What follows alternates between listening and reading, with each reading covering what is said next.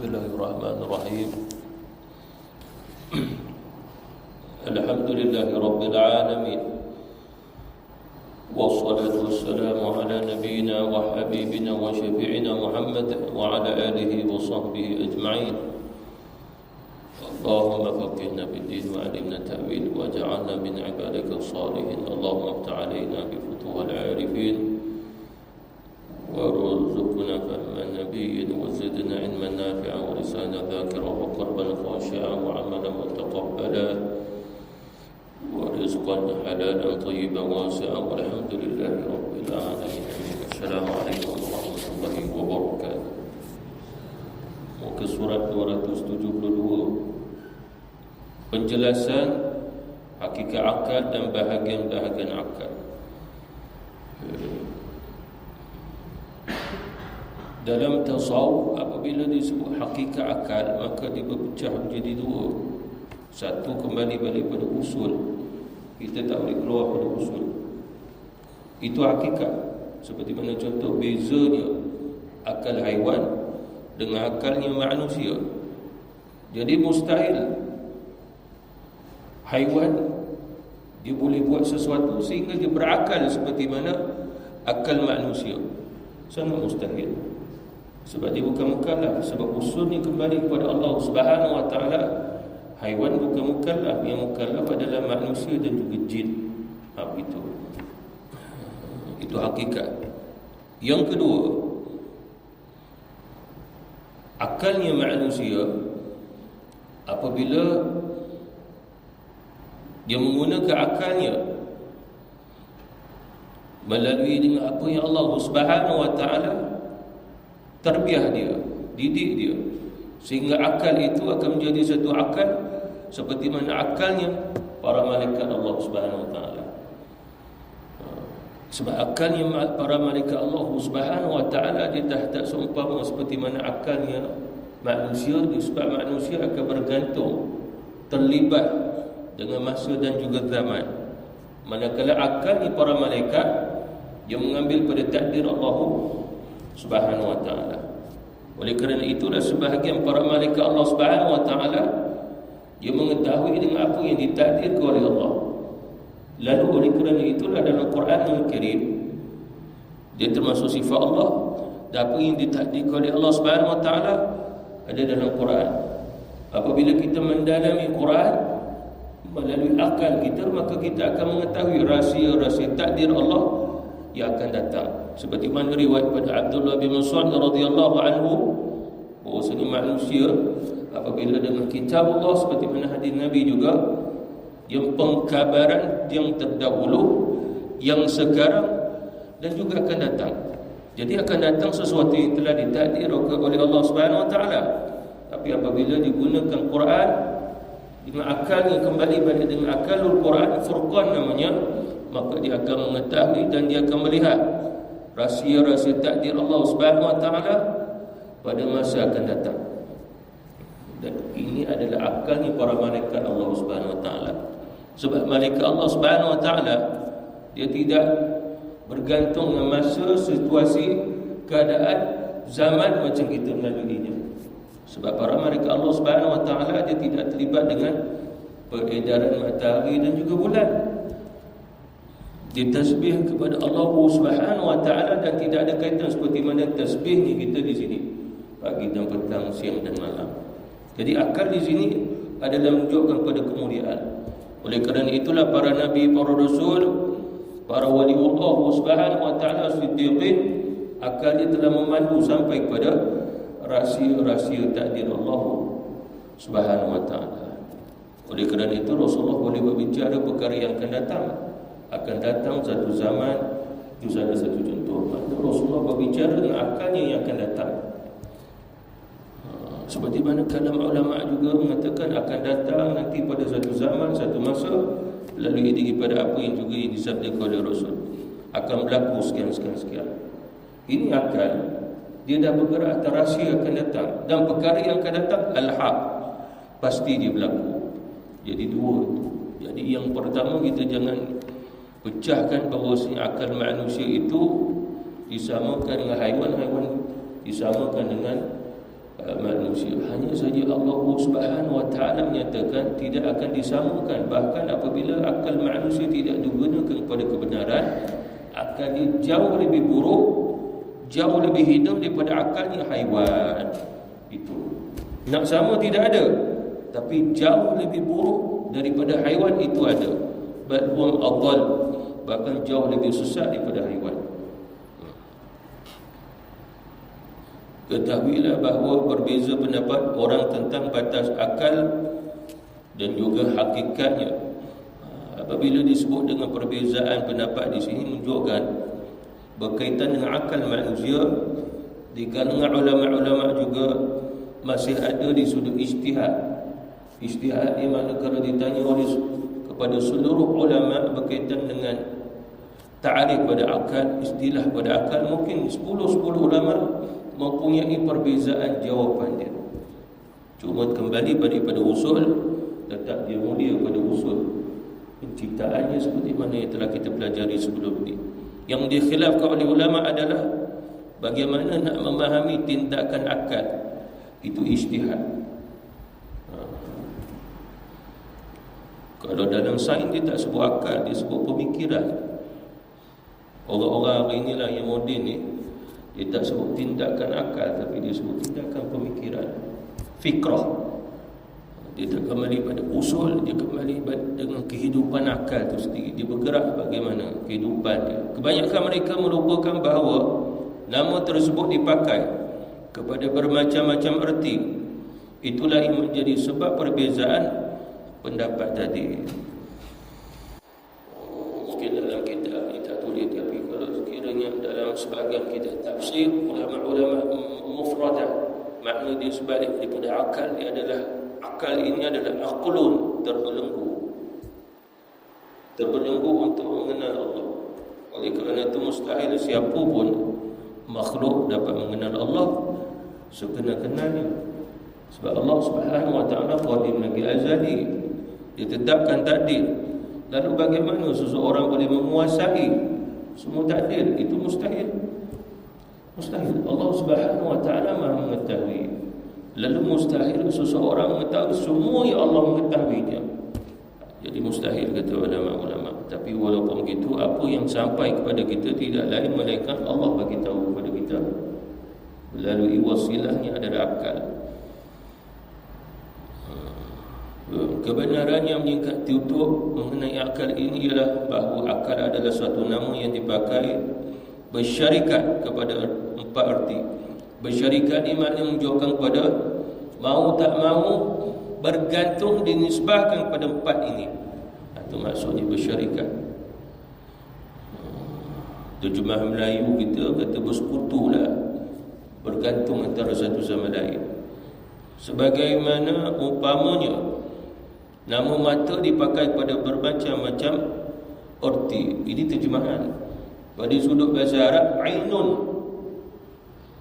Bahasa Arab ainun itu pendapat, pandangan, mata, air mata, air mata air. Banyak maksud ain. Cuma kalau dibaca ain, dia tak baca ain, macam wahurin ain. Tak dibaca wahurin ain. Tapi ain maknanya menunjukkan pada mata, tapi dah ada sifat.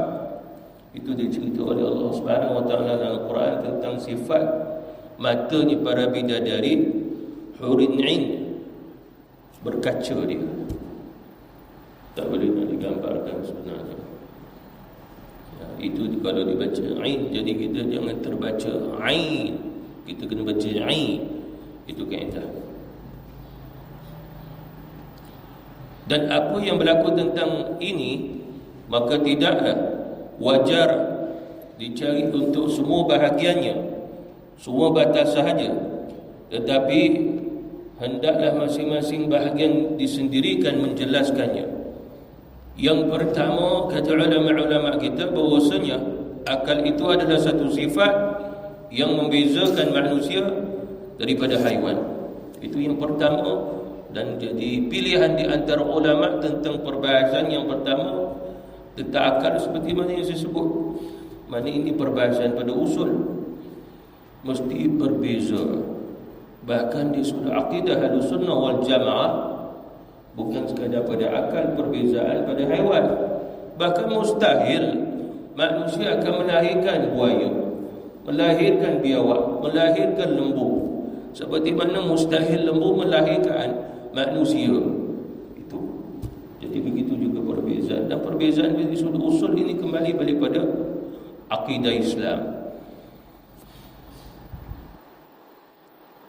Dengan akal manusia bersedia untuk menerima pelbagai macam ilmu nadhari. Ini istilah fiqh mana ada, iaitu ilmu yang memerlukan pemikiran. Bukan nadhari, dia nadhari.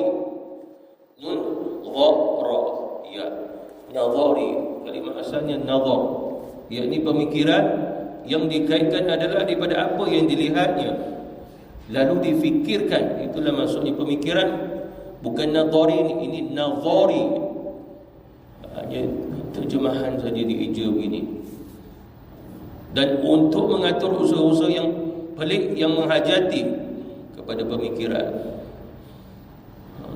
Akal itu yang dimaksudkan Al-Haris bin Asad Al-Muhasibi, salah satu ulama tasawuf, seorang waliullah juga, mana perbicaraan di sudut tasawuf diambil oleh Imam Al-Ghazali, di mana ia mengatakan tentang batas akal itu, iaitu suatu ghanizah. Ghanizah ni, ghanizah yakni la tabiat yang disediakan untuk mengetahui macam-macam ilmu nadhari dengan apa yang difikirkannya. Makna yang pertama, ini umum, walaupun begitu ini menjadi usul. Umum tetapi menjadi usul. Maksudnya seperti mana kalau sekiranya ditanya satu campur satu, kita jawab dua sebab terus nadhari, tak perlu nak berfikir sangat. Cuma kalau ditanya 858 didarab dengan 2, kita nadhari, makna menunjukkan melihat pada angka tadi, lalu kita memerlukan tambahan daripada akal, bergerak untuk mengiranya. Dan kita boleh mengiranya sebab darab 2 je pun. Tapi kalau dia kata punca kuasa 2 X pula tambah Y pula, lalu kita kata saya surrender lah, saya tahu nak fikir benda begini, saya tak boleh nak fikir, dia susah. Maka tak perlu dengan nadhari, sebab dia tahu ini saya tak boleh nak jawab. Berapa jumlahnya penduduk Amerika Syarikat sekarang ni, saya tak boleh jawab. Contohnya gitu. Maka tak perlu dengan nadhari. Oleh kerana itu akal dia mesti mempunyai hadnya.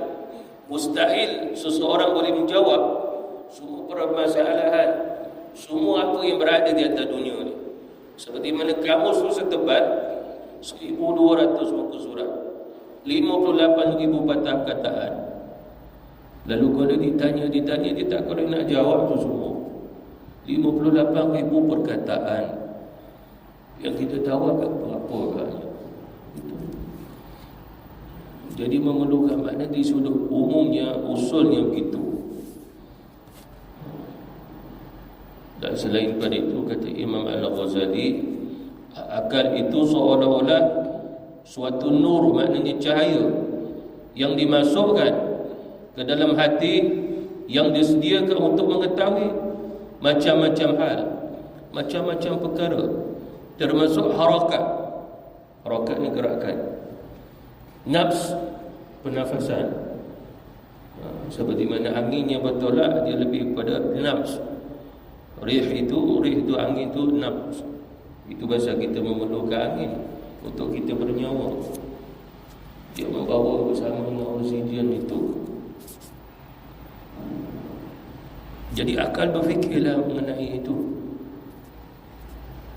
Orang yang mengingkari apa yang tersebut di atas, maknanya di sudut usul secara umum, yang pertama tidak menginsafi, lalu mengembalikan akal itu pada ilmu pengetahuan yang daruri. Satu lagi disebut daruri, yang tidak memerlukan pemikiran semata-mata. Jadi yang pertama nadhari, kita perlu berfikir. Yang kedua daruri, kita tidak memerlukannya, bahkan cukup memadai kita mengetahui, memahami, maka kita menjawabnya satu campur satu, dua, dan tak perlu kita dengan nazari.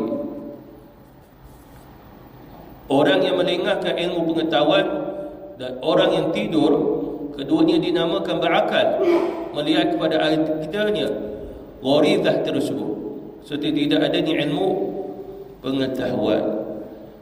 Bukan mudah nak syarah ni bahasa-bahasa begini, tapi yang saya faham bahawasanya seperti mana contoh kita tidur, kita masih berakal, cuma kita bukan mukallaf, itu saja.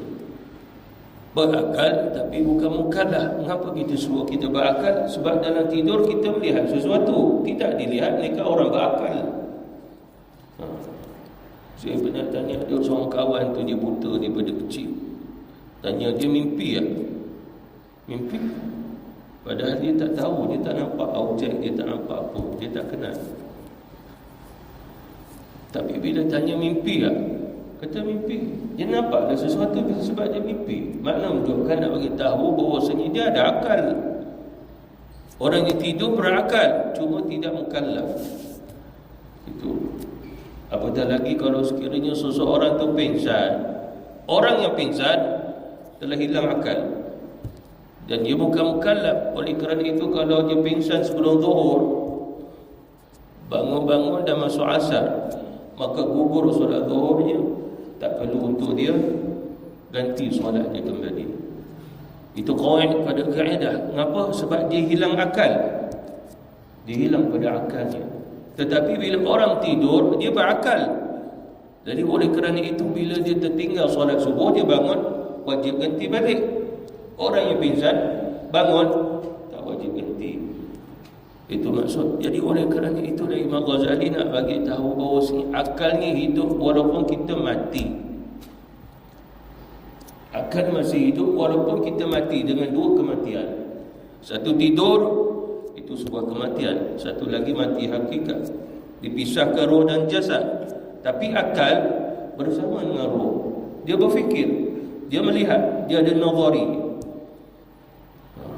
Kita dah mati tapi sebahagian daripada fungsi pada akal masih hidup.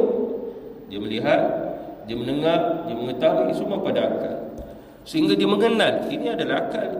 Sehingga kata Rasul seperti mana hadis yang pernah saya bacakan,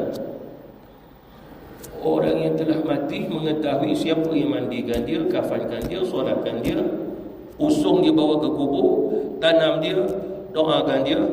Nabi kata orang yang dah mati tahu. Bahkan bila kita dah balik ke rumah, dah berpisah daripada tanah perkuburan dan dia itu sendiri, Nabi kata pun mereka tahu. Bahkan siapa yang datang ke tanah perkuburan, dia pun tahu. Orang yang bagi salam, dia menjawab salamnya. Ini menunjukkan akal tu hidup. Jadi pada usul kita tak boleh kata akal tu mati. Orang kafir, hati dia mati tapi akal tidak mati. Kalau akalnya mati, dia tak boleh beza hitam putih, kanan kiri. Kalau sekiranya akalnya mati, dia tak boleh berbicara. Nak susun ayat pun tak tahu. Nak bina bangunan apatah lagi, nak buat kapal terbang. Itu fungsi akal, tapi bukan fungsi hati. Beza kat situ. Sebab fungsi hati ma'rifatullah. Oleh kerana itu dia dapat buat kapal terbang, dia buat bangunan cantik, tapi dia tetap tak mengenal Allah sebab hati dia mati. Mana tu perbezaan. Mana akal manusia sentiasa hidup, tak mati-mati. Tapi hati boleh mati, boleh terbalik. Dia percaya, itu perbezaannya. Tu yang ulama kita ditanya, bagaimana orang kafir hidup batin tapi buat macam-macam yang canggih. Kat mana kecanggihan tu ada? Akal. Sebab dia fikir. Istilahnya bermati-matian berfikirnya dia. Sehingga Allah bagi macam-macam apa yang dia fikir. Cuma umat Islam, cuba kalau umat Islam fikir tentang akhirat. Tentang akhirat macam-macam ilmu nanti sampai. Dia fikir macam-macam tentang dunia, gila-gila dia fikir. Allah bagi macam-macam dunia kat dia. Kita pula Allah tak perintah begitu. Allah Subhanahu Wa Taala perintah fikir ke akhirat, nanti macam-macam mudah bagi Allah untuk kita di dunia pula. Sebab tu kata Rasul, kamu bina kehidupan akhirat, Allah mudahkan kehidupan kamu di dunia. Kamu bercita-cita ke akhirat, Allah mudahkan cita-cita dunia kamu. Itu kata Rasulullah sallallahu alaihi wasallam. Mana akal ni dia bertindak di akhirat. Akal ni bertindak bawa pada akhirat, sebab Allah Subhanahu wa taala dah bagi tahu Nabi kita bahawa dunia ini tidak akan membangun. Dia akan semakin runtuh. Walaupun manusia membangunkan bangunan yang canggih, yang cantik, pada hakikatnya apa yang dibina itu sebuah keruntuhan, sebab akan menjadikan manusia semakin jauh daripada Allah Subhanahu wa taala. Allah Subhanahu wa taala tak memuliakan bangunan tinggi, Allah Subhanahu wa taala tak memuliakan kemajuan. Pada kemajuan yang teknologi, Allah tak pernah memuliakan. Bahkan itu semua kita kena tahu semua akan runtuh. Dan satu ketika nanti manusia akan kembali seperti mana keadaan tidak ada tu semua. Tak ada kemajuan teknologi, dah tak ada, satu hari nanti semua akan hilang. Walaupun begitu, manusia yang tinggal adalah manusia yang berakal, lalu dia membinanya lagi. Hakun Allah Azza wa Jalla alla yarfa'a syai'an minad dunya illa wada'ahu. Hak atas Allah Azza wa Jalla apabila dia mengangkat, bahawasanya dia tidak akan mengangkat sesuatu daripada dunia, melainkan dia akan rendahkannya. Jadi bila manusia itu meninggi-ninggikan dunia, nanti Allah rendah-rendahkannya. Sebab Allah tak memilih dunia, yang ditinggikan oleh Allah akhirat. Oleh kerana itulah kemuliaan Nabi bukan sebab dunianya, kemuliaan Nabi sebab akhiratnya. Dan kemuliaan umat baginda Rasulullah bukan sebab dunianya, tapi kerana akhiratnya. Itu akal, itu fungsi pada akal yang perlu kita fikir dan juga kita faham.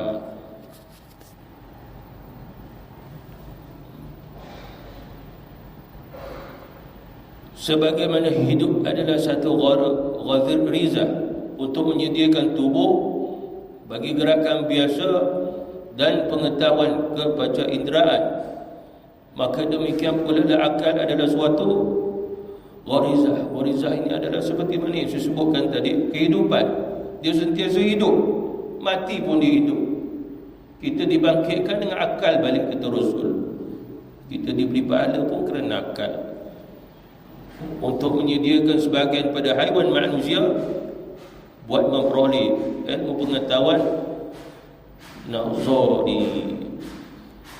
Hanya yang perlu kita ketahui, kadang-kadang dalam bahasa Arab sebut haiwan, hayawan, tapi bukan maksud binatang. Maksudnya adalah kehidupan. Belajar ilmu mantiq, kalau diterjemahkan, manusia ini adalah haiwan yang bercakap. Lalu kita ingat kita binatang yang bercakap, padahal haiwan di situ adalah makhluk yang hidup yang berbicara. Itu mantiq. Takkan kita nak nisbahkan sebagai haiwan? Itu kan kesalahan di sudut akidah. Nanti kita menganggapan bahawasanya kita berasal dari benyuk, daripada monyet, daripada beruk. Jadi masuk mantiq adalah kita haiwan yang berbicara, cuma bukan binatang. Haiwan itu makhluk yang hidup berbicara. Itu mantiq.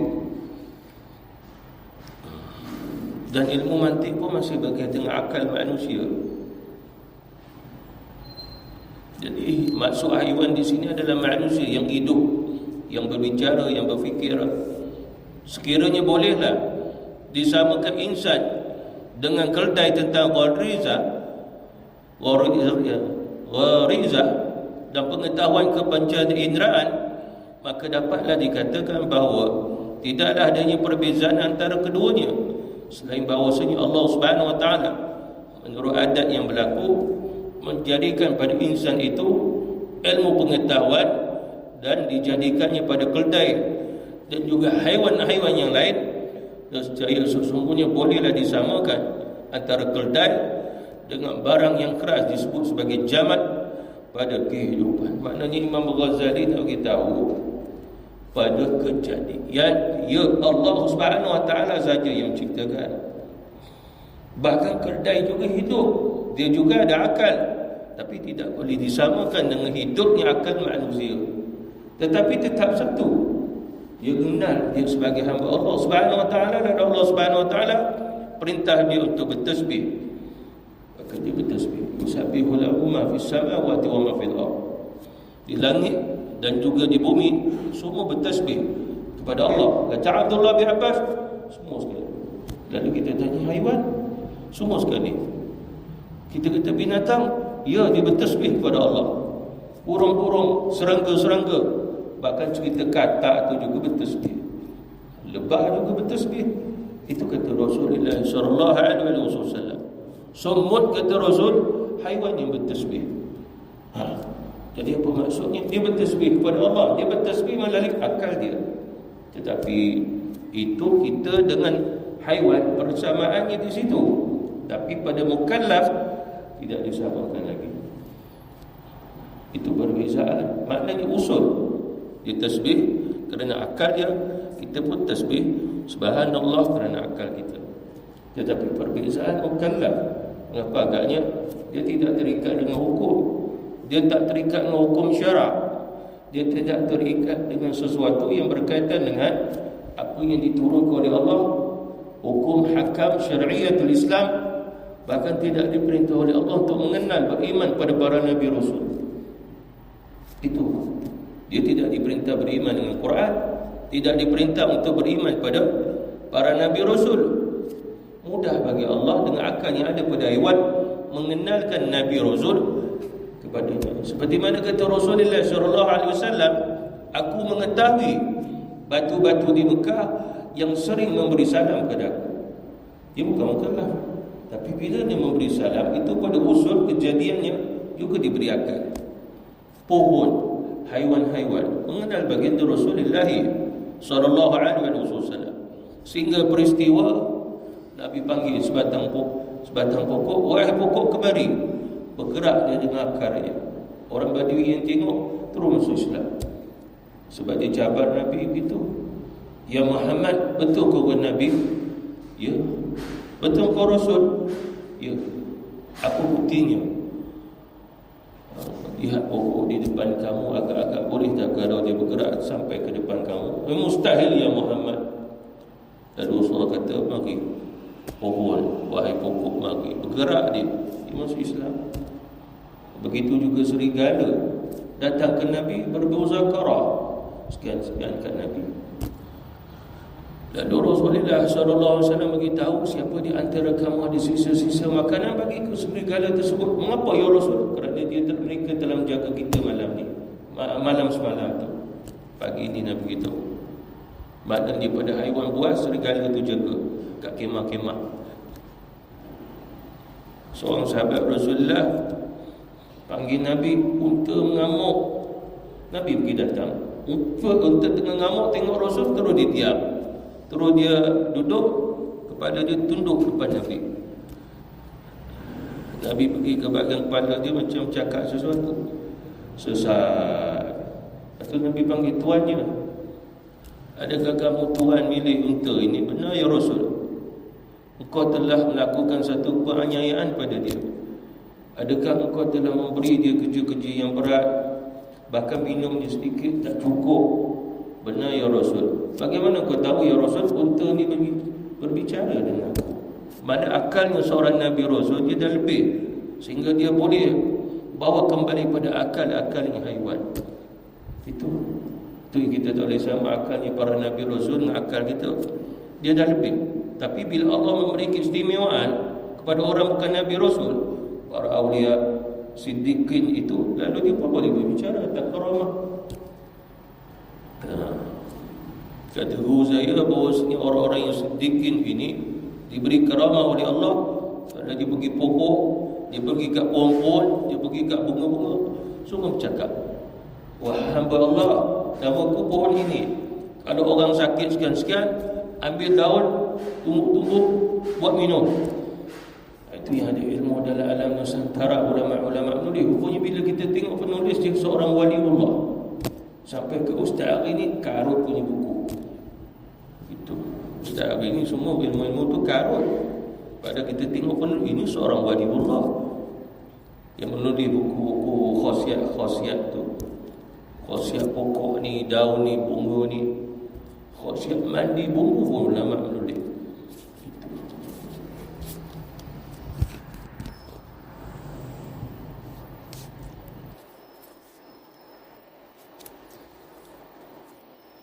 Dan dicatatkan bahawa tidak ada perbezaan mana di sudut usul kejadian antara keldai dengan barang yang jamat. Yang jamat tadi maksudnya adalah makhluk yang dicipta oleh Allah, macam batu, macam kayu, macam besi itu diciptaan Allah Subhanahu wa taala. Hanya saja Imam Al-Ghazali nak beritahu dia ada akal ataupun tidak, laut ada akal ataupun tidak, angin ada akal ataupun tidak, ya, semuanya ada. Sebab semua al-hayawan yang hidup. Kalau ditanya kepada kita, ada akal ke semua tu? Jawapan ada. Cuma bukan mukallaf. Itu anjing yang orang hina ada akal ke dia? Ada akal. Kenapa kau tahu anjing tu ada akal? Kalau sekiranya tidak ada akal, nescaya dia akan gigit orang je. Itu nama anjing gila. Keluar pada akal. Seperti mana orang yang tak berakal, dia gigit kita. Sebab dia orang gila.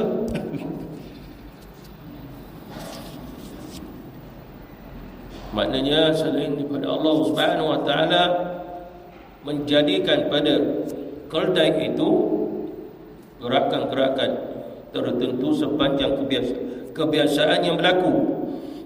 Kalau diumpamakan keldai itu benda yang keras mati, nescaya haruslah dikatakan bahawa tiap-tiap gerakan yang terlihat padanya, maka Allah Subhanahu wa taala kuasa menjadikan pada yang keras itu menurut tertib pengaturan yang kelihatan. Maknanya di sini sudut akal nazari.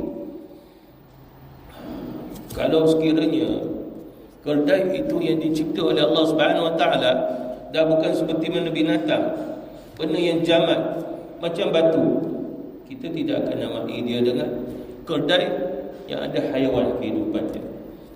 Maknanya Imam Ghazali nak beritahu akal ini mempunyai gerakan kehidupan sehingga dikenal dengan haiwan itu namanya keldai dengan kehidupan dia. Bahkan ada bahasa Arabnya himar. Bila disebutnya himar, maka orang Arab mengetahui ini jenisnya, ini kehidupannya, ini cara makannya, ini cara minumnya. Mana akal itu nazari, dia berfikir. Sehingga apabila orang menternaknya keldai, dia tidak akan bagi makanan seperti mana haiwan, seperti mana keldai itu tidak memakannya. Keldai tak makan daging, dia tak makan ayam. Orang yang berakal tidak akan memberi dia makan. Dia bukannya karnivor, dia herbivor. Macam manusia dia makan, ambil makan. Ada sayur, ada daging. Macamnya orang belanya singa, orang tak bagi dia makan sayur kangkung, orang bagi dia daging, darah-darah dagingnya. Kalau baginya ayam tu dah masak, dia pun tak mau makan, dia nak mentah. Mana itu akal pada harimau tadi. Keldai pun ada akal dia, itulah maksud. Lalu nazarinya kita tapi bila dia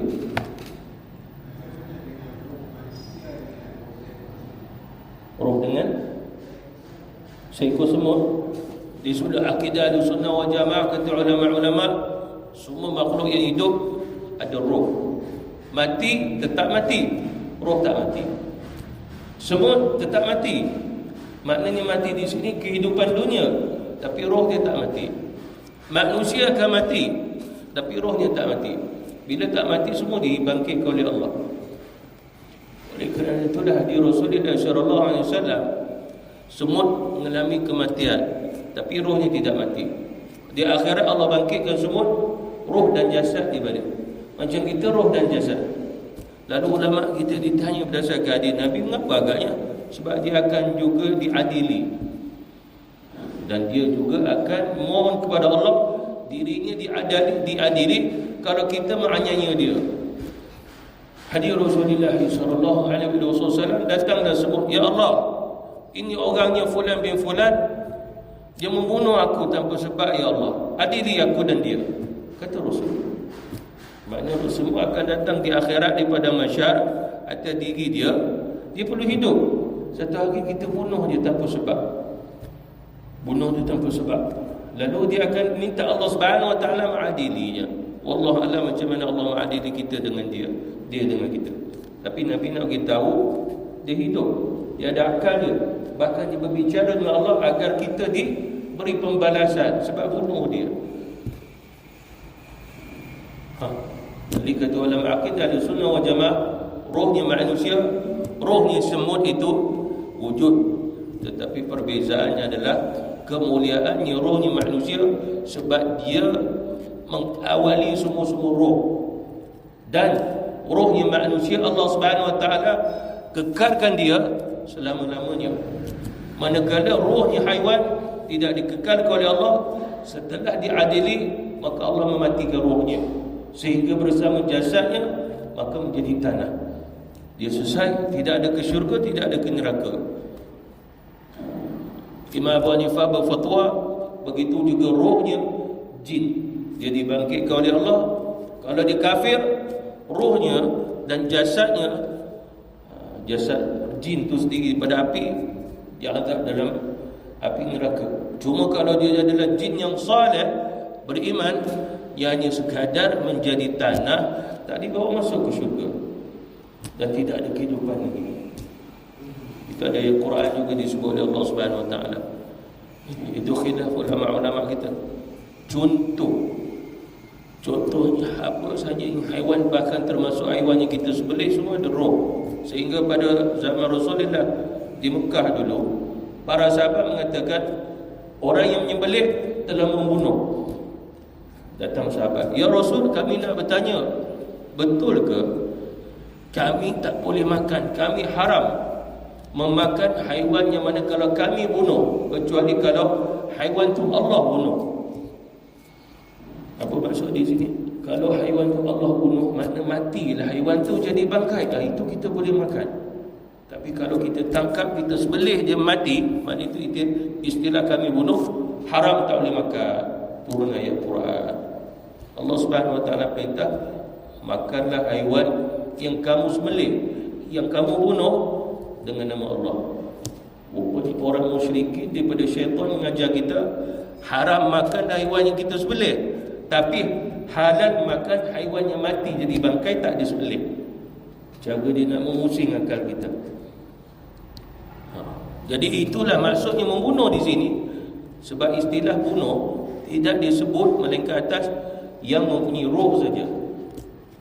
Jadi oleh kerana itu Rasulullah pernah ditanya, "Ya Rasul, adakah malaikat maut mencabut nyawa manusia sahaja ataupun yang lain-lain?" Kata Rasulullah, sesungguhnya malaikat maut mencabut semua sekali makhluk Allah yang ada roh seluruhnya. "Ya Rasul, adakah termasuk haiwan?" "Ya." Semut pun diambil oleh malaikat maut. Bahkan kuman tu sendiri yang kita tak boleh nak tengok dalam mata kita, dengan mata kita, tetap juga adalah makhluk yang dicipta oleh Allah, ada roh yang mengalami hidup dan mati, juga diambil nyawanya oleh malaikat maut. Jadi oleh kerana itulah perbicaraan bahawasanya semut pun ada roh, dia ada akal, dia berbicara depan Allah Subhanahu Wa Taala. Sehinggalah apa yang dibicarakan di mahsyar sebesar itu didengar oleh penduduk di mahsyar. Semut tadi. Itulah maksudnya hari yang sungguh-sungguh menakutkan. Sebab semut itu pun mengadu kepada Allah. Itu yang cerita Nabi, datang kucing, "Ya Allah, dia siksa aku, dia masuk ke aku dalam sangkar sehingga aku mati, ya Allah. Dia tidak biarkan aku terlepas agar aku mencari makananku sendiri." Lalu kata Rasulullah, dia pernah salat, dia puasa Ramadan, tapi dia diazab dulu dan masuk dalam neraka, kata Rasul. Sebab aduan daripada kucing tadi. Padahal kucing itu akhirnya bukan ke syurga, ke neraka pun, akhirnya jadi tanah. Tapi Allah mengharamkan kezaliman atas yang ada roh. Atas ada roh itu pasal tidak mengapa orang tempur besi. Sebab besi itu tidak mempunyai roh, seperti mana merasai sakit bila ditempur. Kalau besi itu ada roh, dia sakit, tak masalah kita atas kuali, tak boleh buat pedang, tak boleh buat pisau. Itu maksud. Besi emas, tembaga, perak. Kalau sekiranya dia merasai sakit macam dia haiwan, kita tak boleh nak guna je semua.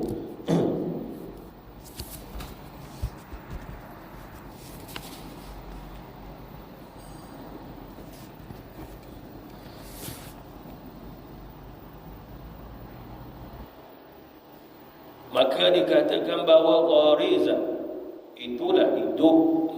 Maknanya maksudnya akal itu nisbahnya kehidupan. Kehidupan nisbahnya akal. Akal dinisbahkan kepada nazariyah, pemikirannya. Demikianlah juga perbezaan insan dengan haiwan tentang mengetahui ilmu pengetahuan nazari dengan suatu gharizah. Gharizah itu kehidupan umum. Tapi nazari hanya yang mukallaf, manusia. Dia berfikir, yang disebut sebagai akal. Maka akal itu adalah seperti mana cermin yang berbeza dengan benda-benda lain di segi memperlihatkan rupa, warna dengan satu sifat yang khusus bagi cermin itu, iaitu sifatnya mengkilat. Lalu ditambah lagi oleh Imam Al-Ghazali, cermin kalau diubah warnanya tak nama cermin. Begitu juga akal pasti kembali balik pada usulnya secara umum. Lalu kalau sekiranya akal itu dah keluar di sudut usul, kita tidak sebut akal lagi. Begitu juga cermin. Apabila cermin itu dah berwarna merah, warna biru, kita pun tak kata ini adalah cermin. Kita dah namakan dia dengan yang lain. Mungkin kita sebut dia tingkap, kita tak sebut cermin. Disebabkan istilahnya cermin, kata Imam Ghazali, dia berkilat sehingga wajah kita memantul, sehingga kita melihat wajah kita di cermin tersebut. Tetapi wajah yang berada di cerminan itu, di cermin, hanya satu gambaran dan bukan pada hakikat. Lalu begitu juga akal manusia, dia terukir wujud, tetapi hakikatnya kehidupan yang gerak. Begitu juga mata yang berbeza dengan dahi, dengan sifat-sifat dan keadaan-keadaan yang ada pada mata yang disebabkan untuk melihat. Maka hubungan gharizah ini kepada ilmu pengetahuan adalah seperti hubungan mata kepada melihat. Mana Imam Ghazali tambah lagi di sini, perbezaan itu menyebabkan kita semakin halus mengetahui tentang akal manusia. Ini berkhususan pada akal. Lalu dia kata mata berbeza dengan dahi. Berbezanya dia sudah apa dua? Sifatnya fungsi. Yang kedua adalah bentuk dia. Lalu akal manusia, perbezaan nak dikaitkan selain pada akal yang tidak mukallaf, begitu juga. Akal disebut akal. Haiwan ada akal, semut ada akalnya. Lautan ada akalnya, langit bumi ada akalnya, bahkan arash ada akalnya, kata ulama. Bahkan kata ulama arash itu setinggi Ra'sul aqlun, alam semesta ni macam kepala dia, akal besar dia arash. Alam semesta ni makhluk ini dicipta oleh Allah, semua ada akal. Yang paling luas akal, yang paling besar arash, akal dia. Mengapa agaknya? Sebab akalnya arash Allah Subhanahu wa ta'ala, Allah masukkan segala takdir dia, ilmunya di situ. Bawah daripadanya Lauhul Mahfuz. Lalu Allah Subhanahu wa ta'ala ciptakan akal, lalu Allah Subhanahu wa ta'ala beri segala ilmu yang Allah Subhanahu wa ta'ala wujudkan untuk makhluk, maka diberitahu. Itu pasal kata Rasulullah, di arash Allah ada banyak khazanah, di Lauhul Mahfuz juga adanya khazanah. Jadi dikaitkan juga dari sini, akal tetap akal, beza pada bentuk, beza pada sifatnya, seperti mana mata dengan dahi. Maka hubungan gharizah ini kepada ilmu pengetahuan adalah seperti mana hubungan mata kepada melihat. Hubungan Al-Quran dan syariat pada gharizah ini Maksud kehidupan pada akal dalam segi menghantarkan untuk membuka macam-macam ilmu pengetahuan seperti hubungan cahaya matahari kepada melihat. Ini lebih diperhalusi lagi sebenarnya. Seperti mana contoh, dalam kegelapan kita nak melihat sesuatu, lalu kalau kita tak berfikir tentang makhluk yang Allah Subhanahu wa ta'ala cipta untuk memberi manfaat kepada kita, nescaya kita tidak akan buat apa-apa. Ini gelap, tak nampak objek, tak nampak sesuatu apa yang berada di hadapan kita. Lalu kita kata, tunggu saja sampai ada cahayanya. Sebab kita tahu dengan cahaya dapat melihat. Tapi bila orang berakal, dia akan mencari sesuatu, akan dia melihat objeknya. Kita tak perlu buat cerita, kita tak perlu dengan contoh hari ni. Zaman dulu, kata Aisyah, pada zaman Rasulullah SAW, ada kalanya solat dalam keadaan gelap, sehingga orang sebelah pun tak kenal. Setelah itu kata Rasul, maka barulah dinyalakan api. Buat macam obor api, minyak zaitun dinyalakan, ada misbah dia, pelita, orang nampak. Bahkan di rumah Rasulullah, Nabi solat tahajud, Nabi tak ada masalah sebab gelapnya Nabi dia boleh lihat macam cerah. Itu nurnya pada mata Rasul. Kata Aisyah, aku gelap, dalam keadaan gelap, aku cuma merasai Nabi nak sujud, aku tarik kaki aku. Sebab tempat sujud Nabi itu tempat aku tidur juga, kaki aku duduk kat situ, aku tarik. Kalau aku tak tarik, Nabi tarik sendiri.